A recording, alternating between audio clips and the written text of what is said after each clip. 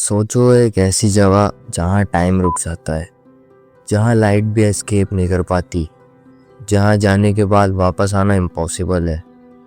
ये कोई sci-fi movie नहीं है, ये है ब्लैक होल्स।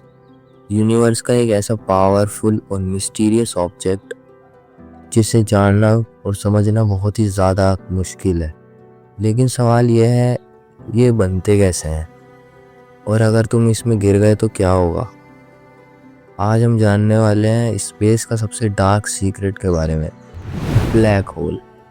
इसके सारे सवालों के जवाब हम सुलझाएंगे आज की इस वीडियो में।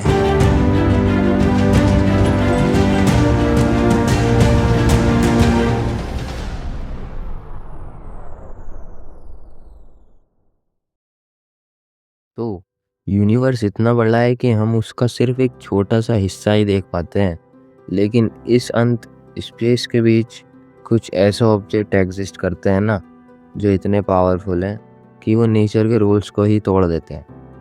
उन्हें कहते हैं ब्लैक होल्स। ब्लैक होल कोई सॉलिड ऑब्जेक्ट नहीं होता, ना ही कोई होल जैसा गड्ढा होता है। ये एक्चुअली स्पेस का एक ऐसा रीजन होता है ना, जहाँ ग्रेविटी इतनी ज़्यादा स्ट्रॉन्ग होती है कि वहाँ से कुछ भी बाहर नहीं आ सकता, इवन लाइट भी बाहर नहीं आ सकती, और इसी वजह से ये हमें कम्प्लीटली ब्लैक दिखता है। अब सवाल ये बनता कैसे है। इसका आंसर मिलता है स्टार्स की लाइफ से। स्टार्स जैसे हमारा सन एक्चुअली जाइंट बॉल होता है गैस के, मेनली हाइड्रोजन और हीलियम भरा रहता है उसमें। उसके अंदर कॉन्स्टेंटली न्यूक्लियर फ्यूजन चलती रहती है, जो एनर्जी प्रोड्यूस करती है और उन्हें स्टेबल रखती है। एक स्टार के अंदर दो फोर्सेस का बैलेंस होता है। एक तरफ अंदर की ग्रेविटी जो स्टार को कोलैप्स करने से रोकती है, और दूसरी तरफ न्यूक्लियर एनर्जी जो स्टार को बाहर की तरफ से पुश करती है। जब तक ये बैलेंस बना रहता है ना, तब तक स्टार जिंदा रहता है। लेकिन जब ये बैलेंस ख़त्म हो जाता है तो स्टार की लाइफ भी ख़त्म हो जाती है। लेकिन हर स्टार की लाइफ लिमिटेड होती है। जैसा कि मैंने बताया था कि जैसे उसका फ्यूल ख़त्म होने लगता है तो उसका बैलेंस टूट जाता है और फिर ग्रेविटी जीत जाती है। स्टार अपने ही वेट के नीचे तेज़ी से कोलैप्स होने लगता है। अगर स्टार छोटा हो तो वाइट डॉर्फ या न्यूट्रियन स्टार बन सकता है, लेकिन अगर स्टार बहुत बड़ा हो, बहुत ज़्यादा मैसिव हो, तो कोलैप्स इतना बड़ा होता है और पावरफुल होता है कि एक मैसिव एक्सप्लोजन होता है, जिसे कहते हैं सुपरनोवा। सुपरनोवा के बाद जो कोर बचता है ना, वो और भी कंप्रेस होता रहता है। इतना कंप्रेस होता है कि वो एक्सट्रीमली छोटे पॉइंट में बदल जाता है, जिसे कहते हैं सिंगुलैरिटी। और ये सिंगुलैरिटी इतनी डेंस होती है कि इसका मास इन्फिनिटी के पास चला जाता है और वॉल्यूम ऑलमोस्ट ज़ीरो हो जाता है। और इस सिंगुलैरिटी के अराउंड एक इनविजिबल बाउंड्री होती है, जिसे कहते हैं इवेंट होराइजन। ये ब्लैक होल का सबसे इम्पोर्टेंट पार्ट भी होता है। इवेंट होराइजन को तुम एक पॉइंट ऑफ नो रिटर्न समझ सकते हो। अगर कोई ऑब्जेक्ट इस बाउंड्री के बाहर तक पहुंच जाए तो वो बच के वापस कभी नहीं आ सकता, लेकिन जैसे ही वो इस लाइन के अंदर गया, उसका वापस आना इम्पॉसिबल है। चाहे वो रॉकेट हो, प्लैनेट हो या लाइट, कुछ भी हो। यहाँ तक कि लाइट भी, जो यूनिवर्स की फास्टेस्ट चीज़ है, वो भी एस्केप नहीं कर पाती। इसी वजह से ब्लैक होल डायरेक्टली विजिबल नहीं होते, हम उन्हें सिर्फ इनडायरेक्टली डिटेक्ट कर लेते हैं, जैसे उनके आसपास की स्टार के मोशन से या ग्लोइंग गैस से। 2019 में साइंटिस्ट ने पहली बार ब्लैक होल की इमेज कैप्चर की थी, जो एक ग्लोइंग रिंग जैसी दिखती है, जो कि आप स्क्रीन पर देख ही सकते हो। बीच में कंप्लीट डार्कनेस के साथ ये प्रूफ था कि ब्लैक होल सिर्फ थ्योरी नहीं, रियलिटी है। तो सिंबल वर्ड में ब्लैक होल एक ऐसा रीजन होता है ना, जहाँ से ग्रेविटी इतनी स्ट्रॉन्ग होती है कि कुछ भी वापस नहीं आ सकता, और जिसके सेंटर होता है एक मिस्टीरियस सिंगुलैरिटी। और ये सिर्फ शुरुआत है, क्योंकि अभी भी सबसे बड़ा सवाल बाकी है, ब्लैक होल के अंदर एक्चुअली होता क्या है। ब्लैक होल को समझना सिर्फ स्पेस की बात नहीं है, ये समझना है स्पेस और टाइम का असली नेचर क्या है। और ये समझने में सबसे बड़ा रोल था एल्बर्ट आइंस्टीन का। आइंस्टीन ने एक रिवॉल्यूशनरी आइडिया दिया था।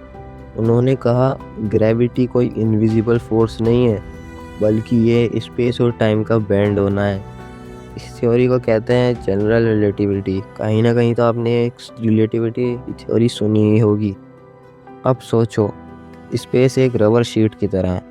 अगर तुम उस पर एक छोटी बॉल रखो तो थोड़ा सा बेंड होगी, लेकिन अगर तुम एक हैवी बॉलिंग बॉल रखो तो शीट ज़्यादा बेंड होगी। अब इमेजिन करो एक ऐसा ऑब्जेक्ट जो इतना हैवी हो कि वो शीट को इतना ज़्यादा बेंड कर दे कि एक डीप होल बन जाए। वही है ब्लैक होल। प्लैनेट्स और स्टार्स एक्चुअली इसलिए ऑर्बिट करते हैं क्योंकि वो इस कर्व्ड स्पेस के अंदर मूव कर रहे होते हैं। ब्लैक होल के पास ये कर्व एक्सट्रीम हो जाता है, यहाँ तक कि लाइट भी जो नॉर्मली स्ट्रेट लाइन में ट्रेवल करती है वो भी ब्लैक होल के पास बेंड होने लगती है। इस इफेक्ट को कहते हैं ग्रेविटेशनल लेंसिंग। इस वजह से कभी कभी हमें एक ही स्टार की मल्टीपल इमेज दिखाई देती हैं। लेकिन सबसे ज़्यादा शॉकिंग चीज़ पता है क्या है? टाइम का बिहेवियर। ब्लैक होल के पास टाइम स्लो होने लगता है, जितना पास जाओगे उतना ही स्लो होने लगेगा। सोचो, एक एस्ट्रोनॉट ब्लैक होल के पास है और एक अर्थ पर है। एस्ट्रोनॉट के लिए सिर्फ कुछ मिनट पास होंगे, लेकिन अर्थ पर सालों बीत सकते हैं। इवेंट होराइजन के बिल्कुल पास टाइम ऑलमोस्ट रुक जाता है। बाहर से देखने वालों को ऐसा लगता है कि ऑब्जेक्ट फ्रीज हो गया है। आइंस्टीन के अकॉर्डिंग स्पेस और टाइम अलग नहीं है, ये दोनों मिलकर बनाते हैं स्पेस टाइम। और ब्लैक होल स्पेस टाइम को एक्सट्रीम लेवल पर डिस्टॉर्ट करते हैं। ब्लैक होल के पास सिर्फ स्पेस नहीं, टाइम भी एक डायरेक्शन की तरह बिहेव करता है। मतलब जैसे तुम फ्यूचर की तरफ ही जा सकते हो, वैसे ही इवेंट होराइजन के अंदर तुम सिर्फ सिंगुलैरिटी की ही तरफ जा सकते हो। ये सब इतना एक्सट्रीम है कि आज भी साइंटिस्ट फुल्ली समझ नहीं पाए कि सिंगुलैरिटी के अंदर होता क्या है। तो सिंपल वर्ड में ब्लैक होल सिर्फ एक ऑब्जेक्ट नहीं है, ये एक जगह है जहाँ फिजिक्स के रूल अपनी लिमिट पर पहुँच जाते हैं। और ये तो सिर्फ शुरुआत है। अभी अगला सवाल भी और भी डेंजरस है, ब्लैक होल के पास टाइम इतना स्लो क्यों हो जाता है? अब तक तुमने समझा ब्लैक होल क्या होता है और कैसे काम करता है, लेकिन और शॉकिंग बात है, सारे ब्लैक होल सेम नहीं होते। उनके साइज, मास और पावर का बेसिस उनके अलग अलग कैटेगरीज में डिवाइड हो गया है। सबसे पहले जो आते हैं वो है स्टेलर ब्लैक होल्स, सबसे कॉमन टाइप का। ये तब बनते हैं जब एक मैसिव स्टार अपनी लाइफ के एंड पर कोलैप्स करता है। इसका साइज ज़्यादा बड़ा नहीं होता, लेकिन इतनी ग्रेविटी स्टिल इंसेनली पावर होती है। एक स्टेलर ब्लैक होल हमारे सन से 5 से 20 गुना ज़्यादा मैसिव हो सकता है। सोचो, इतना मास एक छोटी सी जगह में कंप्रेस हो जाए, यही बात इनकी डेंजरस होती है। तो हमारे दूसरे टाइप का जो ब्लैक होल है वो है सुपर मैसिव ब्लैक होल। तो ये इतना बड़ा होता है कि इनका मास मिलियन या बिलियन टाइम्स सन के ज़्यादा होता है। और सबसे इंटरेस्टिंग बात, हर गैलेक्सी के सेंटर में एक सुपर मैसिव ब्लैक होल होता है। अब आप पूछोगे कि हमारी मिल्की वे गैलेक्सी में भी होता है क्या? हाँ, हमारी मिल्की वे गैलेक्सी में भी है, जिसका नाम दिया है सैजिटेरियस ए। ये इतना पावरफुल है कि पूरी गैलेक्सी के स्टार्स इसके ग्रेविटी के अराउंड मूव करते हैं। तो अब बढ़ते हैं हमारे तीसरे टाइप के ब्लैक होल। ये एक मिस्टीरियस कैटेगरी है, इंटरमीडिएट ब्लैक होल। ये साइज़ में स्टेलर और सुपर मैसिव के बीच होते हैं, ना ज़्यादा छोटे ना ज़्यादा बड़े। इन्हें डिटेक्ट करना मुश्किल होता है और अभी भी साइंटिस्ट इनके बारे में रिसर्च कर रहे हैं। ये यूनिवर्स के हिडन पीसीज हैं जो अभी तक फुल्ली समझ नहीं पाए हैं। और नेक्स्ट हमारा जो ब्लैक होल का टाइप है वो एक सबसे बड़ा थ्योरेटिकल टाइप है, प्राइमोर्डियल ब्लैक होल्स। साइंटिस्ट मानते हैं कि ये ब्लैक होल जब बने होंगे जब यूनिवर्स का बर्थ हो रहा होगा, यानी कि बिग बैंग के बाद। ये बहुत छोटे हो सकते हैं, कुछ तो एटम से भी छोटे, लेकिन उनका मास स्टिल काफ़ी हैवी होता है। अगर ये एग्जिस्ट करते हैं तो ये हमें अर्ली यूनिवर्स के सीक्रेट समझाने में बहुत ज़्यादा हेल्प करेंगे। लेकिन इन सारे ब्लैक होल्स में एक बात कॉमन है, चाहे साइज छोटा हो या बहुत बड़ा हो, हर ब्लैक होल रियलिटी को बेंड कर देता है। एंड नाउ सबसे डेंजरस सवाल, अगर तुम सच में एक ब्लैक होल के पास पहुंच जाओ तो तुम्हारे साथ क्या होगा? जो तुम एक स्पेस में हो और तुम्हारे सामने एक ब्लैक होल। शुरू में सब नॉर्मल लगेगा, लेकिन जैसे ही तुम उसके पास जाओगे सब कुछ बदलने लगेगा। सबसे पहले तुम्हें फील होगा एक स्ट्रॉन्ग पुल। ब्लैक होल की ग्रेविटी तुम्हें अपनी तरफ खींचने लगेगी, और ये कोई नॉर्मल ग्रेविटी नहीं होगी, ये होगी एक्सट्रीम ग्रेविटी। जैसे जैसे तुम और पास जाओगे ना, तुम्हारी बॉडी के अलग अलग पार्ट्स डिफरेंट फोर्स पाएंगे। तुम्हारे पैर तुम्हारे हेड से ज़्यादा फोर्स फील करेंगे, और इसी वजह से तुम्हारा बॉडी स्ट्रेच होने लगेगा, लंबा होने लगेगा और पतला होने लगेगा, जैसे स्पैगेटी।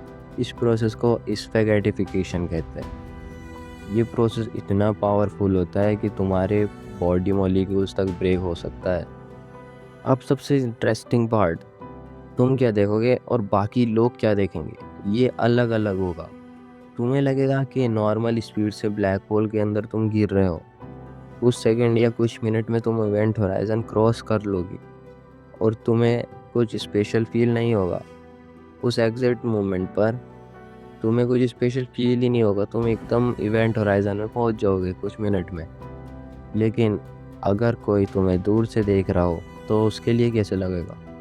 तो उसे लगेगा तुम स्लो होते जा रहे हो, और जैसे ही तुम इवेंट होराइजन के पास पहुंचोगे तुम ऑलमोस्ट फ्रीज हो जाओगे, और धीरे धीरे तुम फेड होते हुए गायब हो जाओगे। कभी भी एक्चुअली अंदर गिरते हुए उन्हें नज़र ही नहीं आओगे। तुम्हारी लाइट भी रेड हो जाएगी और इवेंचुअली इनविजिबल हो जाएगी। इस इफेक्ट को कहते हैं ग्रेविटेशनल रेडशिफ्ट। जब तुम इवेंट होराइजन क्रॉस कर लोगे तो तब अब वापस आना इम्पॉसिबल है। नो सिग्नल, नो मैसेज, कुछ भी बाहर जा नहीं सकता, और ना ही कुछ तुम्हारे मैसेज के लिए अंदर आ सकता है। अब तुम सिर्फ एक डायरेक्शन में जा सकते हो, और वो है सिंगुलैरिटी की तरह। यहाँ फिजिक्स के रूल्स ऑलमोस्ट ब्रेक हो जाते हैं। स्पेस और टाइम इतने डिसॉल्व हो जाते हैं कि समझना मुश्किल हो जाता है कि क्या रियल है। और फिर एक पॉइंट आता है जहाँ सब कुछ ख़त्म हो जाता है, या फिर शायद ये सिर्फ एक नई शुरुआत हो। कुछ थ्योरीज कहती हैं कि ब्लैक होल के अंदर से तुम किसी और जगह या किसी और यूनिवर्स में पहुंच सकते हो, लेकिन अभी तक ये सब सिर्फ थ्योरीज हैं। रियलिटी क्या है, ये आज भी एक मिस्ट्री है। अगर आप जानना चाहते हैं ना कि ब्लैक होल के थ्रू हम डिफरेंट यूनिवर्स में कैसे पहुंच सकते हैं, उसका एक अलग थ्योरी है वर्म होल्स। उसे जानना है तो कमेंट सेक्शन में ज़रूर बताना, मैं उसके लिए अलग वीडियो आपके लिए लाऊंगा। अब मैं आपसे एक सवाल पूछता हूँ, ज़रा ब्लैक होल को इमेजिन करो। आप क्या इमेजिन करोगे? एक कंप्लीट डार्क ऑब्जेक्ट जो सब कुछ अपने अंदर खा जाता है। लेकिन सच ये है, ब्लैक होल कंप्लीटली डार्क होते ही नहीं है। एक्चुअली में ब्लैक होल के अराउंड होता है एक ब्राइट ग्लोइंग रिंग, जिसे कहते हैं एक्सेलरेशन डिस्क। ये डिस्क बनती है गैस, डस्ट और स्टार्स के पार्टिकल से, जो ब्लैक होल की ग्रेविटी में फंस जाते हैं लेकिन तुरंत अंदर नहीं गिरते। ये पार्टिकल ब्लैक होल के अराउंड बहुत हाई स्पीड से घूमते हैं, इतनी फास्ट कि फ्रिक्शन क्रिएट होता है, और इसी फ्रिक्शन की वजह से टेम्परेचर इतना ज़्यादा बढ़ जाता है कि ये पार्टिकल ग्लो करने लगते हैं। एक्चुअली ये एक्सीलरेशन डिस्क इतनी ब्राइट हो सकती है कि ये पूरी गैलेक्सी से भी ज़्यादा लाइट प्रोड्यूस कर सकती है। जो ब्लैक होल की फेमस इमेज तुमने देखी होगी, उसमें जो ग्लोइंग रिंग है वो ब्लैक होल खुद नहीं, बल्कि उसका एक्सेलरेशन डिस्क है। बीच का डार्क एरिया एक्चुअली ब्लैक होता है। और एक अमेजिंग चीज़, ब्लैक होल के अराउंड लाइट बैंड होती है, तो कभी कभी हमें डिस्क के पीछे वाला पार्ट भी दिख जाता है, जिसे ग्रेविटी लाइट को रैप करने के लिए यूज़ करती है। कुछ ब्लैक होल्स के पोल से पावरफुल एनर्जी जेट्स भी निकलते हैं जो लाइट ईयर तक ट्रैवल कर सकते हैं। ये जेट्स इतने पावरफुल होते हैं कि ये सराउंडिंग स्पेस को अफेक्ट कर सकते हैं और नए स्टार्स के फॉर्मेशन को भी इन्फ्लुएंस करते हैं। तो एक साइड ब्लैक होल सब कुछ एब्जॉर्ब करता है, और दूसरी साइड उनके पास का एरिया यूनिवर्स के सबसे ब्राइट रीजन में से होता है। ये एक परफेक्ट कॉन्ट्रास्ट है डार्कनेस और लाइट का। ब्लैक होल सिर्फ डिस्ट्रॉय नहीं करता, वो क्रिएट भी करता है। एनर्जी, लाइट और नए नए पॉसिबिलिटीज़। अब तक तुमने सुना होगा कि ब्लैक होल सब कुछ अंदर खींच लेता है, कुछ भी बाहर नहीं आता। लेकिन क्या हो अगर मैं तुमसे कहूँ ब्लैक होल भी धीरे धीरे ख़त्म हो सकता है। ये आइडिया दिया था the great physicist Stephen Hawkings ने। उन्होंने शॉकिंग प्रोपोज थ्योरी की जिसे कहते हैं हॉकिंग रेडिएशन। क्वांटम फिजिक्स के अकॉर्डिंग स्पेस एक्चुअली कभी कंप्लीट एम्प्टी नहीं होता। वहाँ कॉन्स्टेंटली टिनी पार्टिकल्स अपीयर और डिसअपीयर होते रहते हैं। इन्हें कहते हैं वर्चुअल पार्टिकल्स। ये पार्टिकल्स हमेशा पेयर में बनते हैं, एक पॉजिटिव एनर्जी पार्टिकल्स और एक नेगेटिव एनर्जी पार्टिकल्स। नॉर्मली ये दोनों एक दूसरे को कैंसिल करके गायब हो जाते हैं, लेकिन ब्लैक होल के पास कुछ डिफरेंट होता है। कभी कभी इनमें से एक पार्टिकल्स ब्लैक होल के अंदर गिर जाता है और दूसरा बाहर निकल जाता है। जो पार्टिकल बाहर निकलता है वो एनर्जी के फॉर्म में दिखाई देता है, जैसे ब्लैक होल रेडिएशन एमिट कर रहा हो। और जो पार्टिकल अंदर गिरता है वो ब्लैक होल की एनर्जी को थोड़ा कम कर देता है। इसका मतलब ब्लैक होल धीरे धीरे अपना मास लूज करता है। बहुत लॉन्ग टाइम में, मिलियन बिलियन या ट्रिलियन ऑफ ईयर्स के बाद ब्लैक होल कम्प्लीटली इवापोरेट हो सकता है। और जब वो एंड हो के पास होगा तो एक पावरफुल बर्स्ट के साथ कम्प्लीटली डिसअपीयर हो सकता है।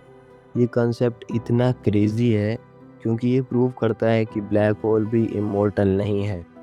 लेकिन प्रॉब्लम ये है हॉकिंग रेडिएशन इतनी वीक होती है कि हमने अभी तक इसी डायरेक्शन डिटेक्ट ही नहीं करी।